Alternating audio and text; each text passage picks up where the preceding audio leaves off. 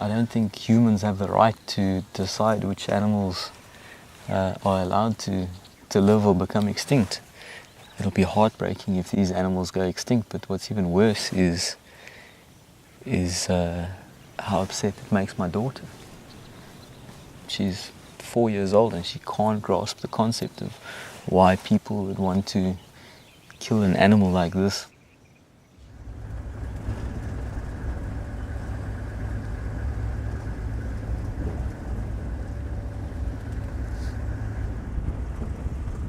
The whole animal is dead and such a tiny part is used. I've explained to her what all the different ins and outs of nature is and human interactions and, you know, poaching and that type of stuff, and she understands the concept, and it's just disappointment. Why would people do that?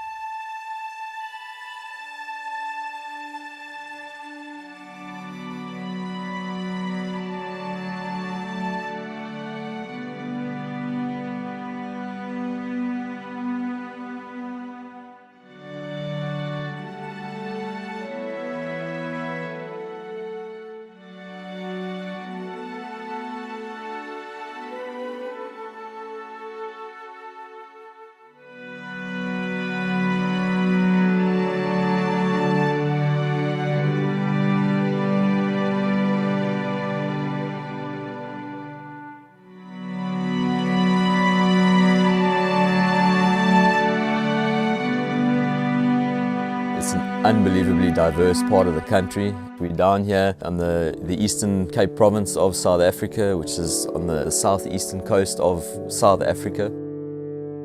You can come from the south of the reserve, which has got a specific type of microbiome, and it's completely different to the north of the reserve, which means the animals that you get to see in the south are different to the animals that you get to see in the north of the reserve.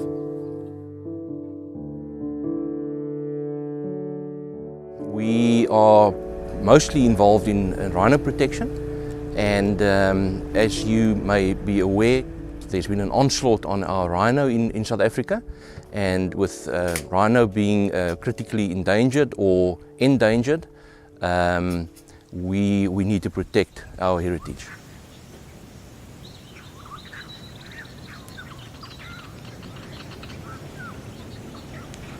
We've been lucky for quite a while at our reserve at Shamwari. But in the province, we've had 15 instances last year. We're training our anti-poaching unit here to defend themselves against poachers when they're out there protecting rhino.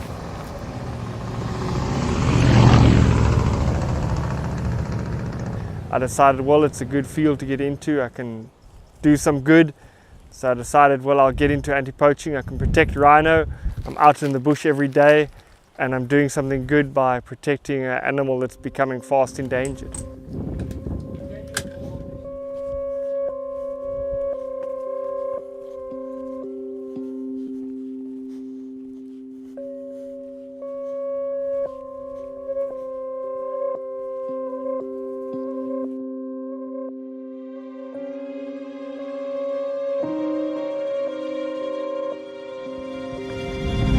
Was there any direction of movement?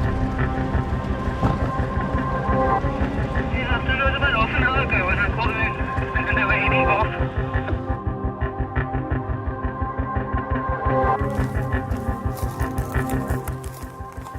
Use your sidearm. Eventually you're going to use your knife if you run out of everything else.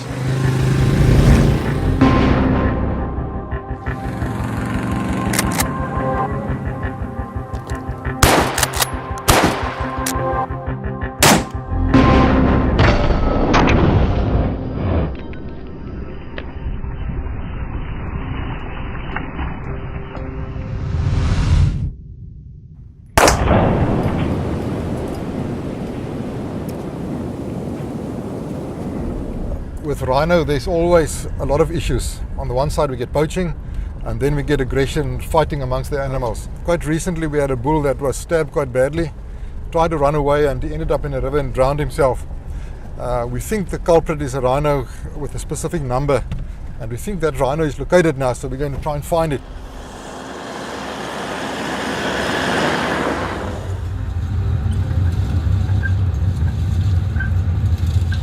Is he the one in front? He's the one in front.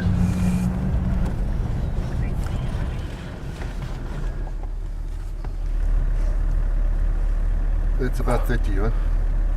33. They're quite superstitious, huh? No, they just know something's on here.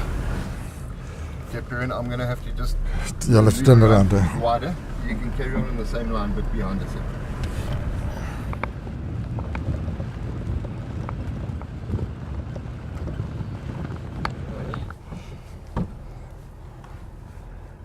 What's the distance, Yeah, John? 25.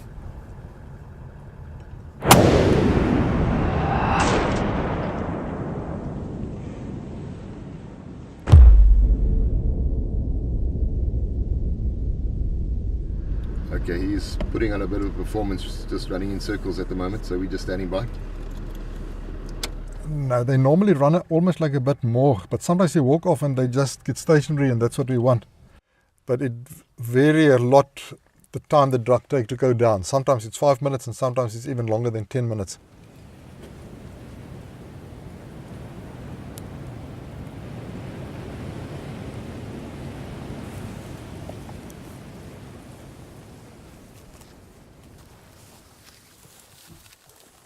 He's just one of these rhino that need a little bit higher dosage. I actually think he will go down, but we're just going to top it up a bit to speed things up. So I'm going to give him an injection in the backside here.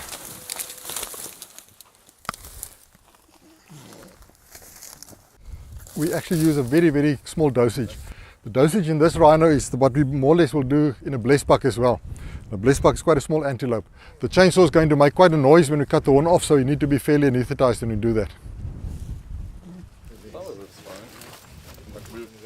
We had a case where a rhino got injured quite badly in a fight, and we believe this is the culprit because he shows a lot of aggressiveness, and we can't afford to lose more rhino just because we don't take the precautions.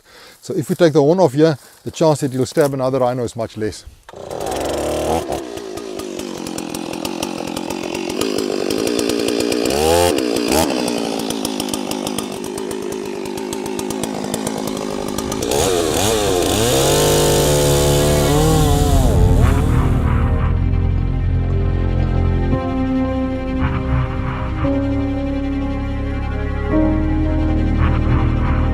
This is what it's all about, and we can see it's just a piece of dead sort of keratin of no use whatsoever. The end market of the poaching can be anything, I believe, up till $80,000 per kilo, and this is most probably almost a kilo. So it's a lot of money, but to us, we're not interested in that at all.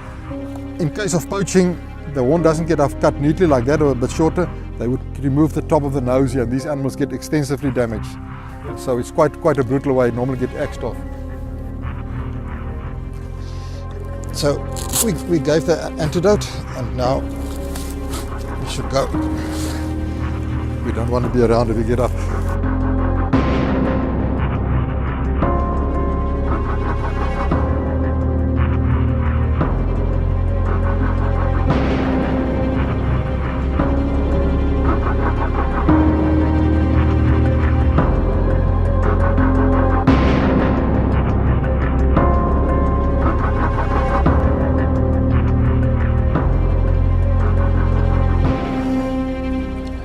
You know, the poaching problem has grown so much over the last number of years, and the people who are getting involved in the poaching are incredibly well funded and well trained, and it's for very large financial gains, so the investment that they're putting into it can be quite high.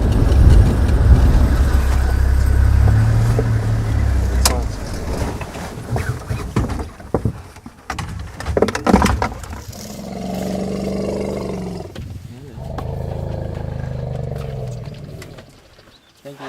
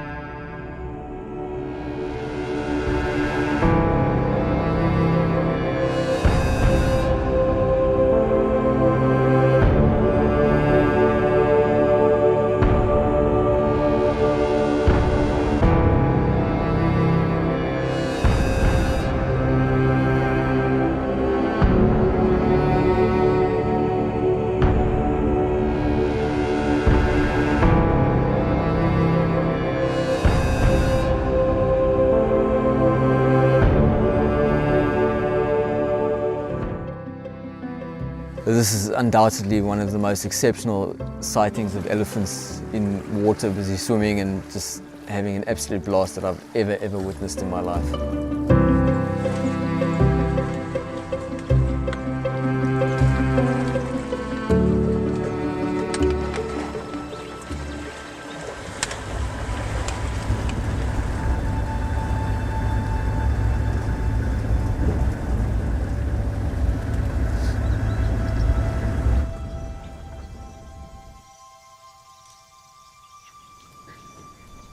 You can see the rhino horn on those animals there. For us to go and take it and use it for something that we believe it has properties for it's one of the big problems of our times. There's been numerous scientific studies done on the rhino horn as to if it contains any properties or healing properties or anything like that, and it doesn't. There's no basis for the fact that we're losing over 1,000 rhino a year in South Africa. So ultimately, unless we get rid of the need for that horn, we're going to lose out on the species.